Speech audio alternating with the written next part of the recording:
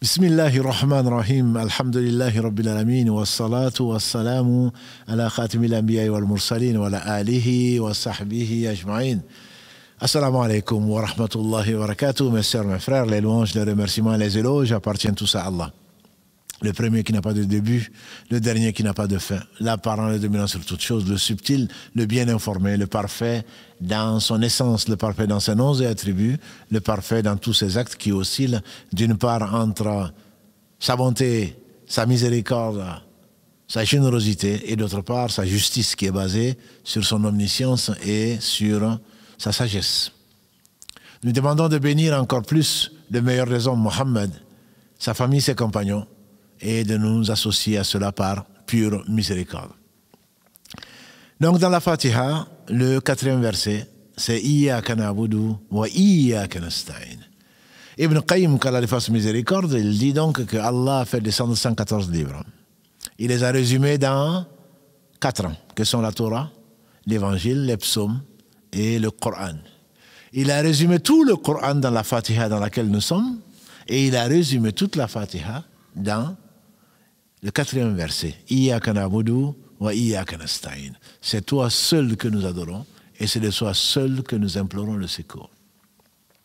Voilà le verset central. Et quand le serviteur dit Alhamdulillahi Rabbil Alamin, Ar-Rahman Ar-Rahim Maliki Yawmiddin, on a vu dans le hadith d'Abu Huraira, qu'Allah l'agrée, rapporté par l'imam Muslim, que Allah dit, mon serviteur m'a louangé, mon serviteur a fait mon éloge, quand il dit Ar-Rahman Ar-Rahim, quand il dit Maliki Yawmiddin, mon serviteur m'a glorifié. Et ensuite, quand le serviteur dit Iyyaka na'budu wa iyyaka nasta'in, c'est toi seul que nous adorons, c'est de toi seul dont nous implorons secours, Allah dit, ça c'est à mon serviteur, ça c'est entre mon serviteur et moi. Les 3 premiers versets, c'est pour Allah, le louanger, faire son éloge, le glorifier. Les 3 derniers versets, des 5, 6 et 7, c'est pour le serviteur, puisque Allah dit, ça c'est entre le serviteur et moi, c'est le verset entre le serviteur et Allah subhanahu wa ta'ala. Et donc ce verset, Iyyaka na'budu wa iyyaka nasta'in. En arabe, nous ne disons pas na'buduk. On aurait dit, nous t'adorons, on aurait dit na'buduka.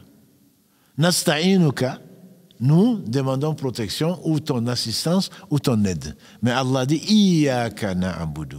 C'est toi seul. Iyya, c'est bien toi et le seul que nous adorons. Et c'est toi seul dont nous implorons le secours. Voilà un verset central qui vient mettre l'homme à sa place. Pourquoi il a été créé. Allah dit subhanahu wa ta'ala dans la sourate 51, Adh-Dhariyat, verset 56, Wa ma khalaqtul jinna wal insa illa liya'budun. ما أريد منهم من رزق وما أريد أن يطعمون إن الله هو الرزاق ذو القوة المتين. Je n'ai créé les djinns et les hommes qu'afin qu'ils m'adorent. Je ne leur demande pas de me nourrir, je ne leur demande pas de subsistance. Jusqu'à la fin des versets. Et donc Allah nous a créés pour l'adorer. Qu'est-ce que c'est que l'adoration? L'adoration, dit Ibn Taymiyyah, c'est la définition la plus générale et probablement la plus concise que Allah nous a permis de garder. L'adoration, c'est tous les actes du cœur, de la langue et des membres que Allah aime et agrée. L'adoration, c'est tous les actes du cœur. Il est si important. De la langue, du dhikr et des actes du corps, des membres. Et donc, Allah nous a créés pour cela. Et cette adoration, nous devons la dédié à Allah. Iyyaka na'budu, d'où le sens du tawhid. C'est toi seul que nous adorons. Toi seul, comme on le verra incha'Allah, la singularité. Allah, il est unique et il est un. Et donc, il est singulier, subhanahu wa ta'ala, et il n'y a pas d'autre divinité. Il est le seul digne d'adoration. Donc, c'est pour cela que Allah, il n'y a pas de hasard, sa parole est parfaite, comme lui seul l'est. Iyyaka na'budu. C'est toi seul que nous adorons. C'est comme si on disait La ilaha illa anta. Et vous avez bien sûr remarqué qu'on a loué Allah. Et ensuite, au lieu de lui demander, au lieu de dire Iyyaka a'bud, c'est toi que j'adore, c'est Iyyaka na'budu. C'est toi que nous adorons. Iyyaka nasta'in, c'est de toi seul dont nous implorons secours. Donc on se met en groupe, même quand on est seul, dans sa boutique ou ailleurs, chez soi, que ce soit les prières obligatoires ou surrogatoires, on ne dit pas Iyaka Aboud. On dit Iyaka Na'aboud parce que les musulmans, les croyants sont comme un seul corps.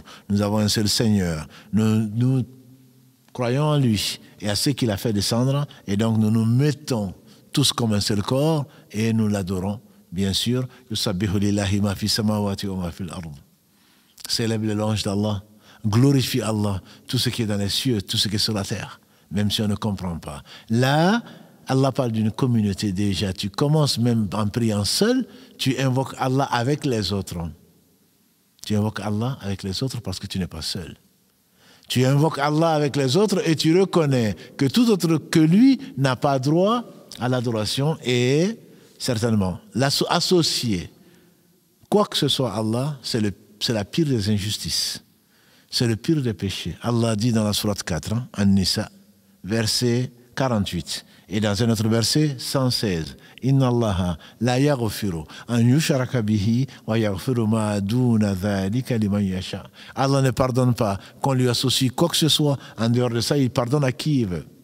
Donc, Iyaka na'budu, ça met de côté cette tendance, ce crime, cette injustice d'adorer autre avec Allah subhanahu wa ta'ala. Celui qui se passe d'associer.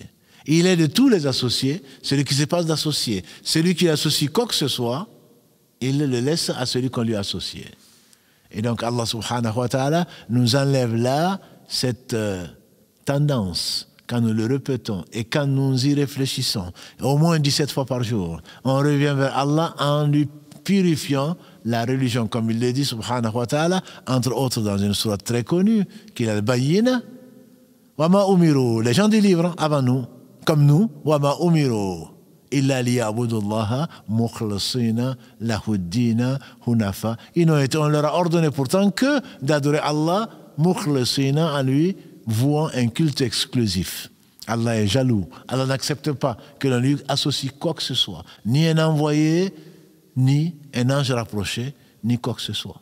Donc, mukhlasina lahuddin, celui qui adore Allah et autres avec Allah, Allah ne l'accepte pas. Et c'est certainement la pire des injustices, puisque c'est lui qui t'a créé et c'est lui qui te pourvoit tous tes besoins et c'est vers lui que tu feras le retour. Donc, Iyaka na'budu wa Iyaka nasta'in. Le but, c'est quoi? C'est l'adoration. Wa Iyaka nasta'in, c'est toi seul dont nous implorons secours. C'est le moyen pour arriver à l'adoration. C'est-à-dire, Allah, pour pouvoir t'adorer, nous avons besoin de ton aide.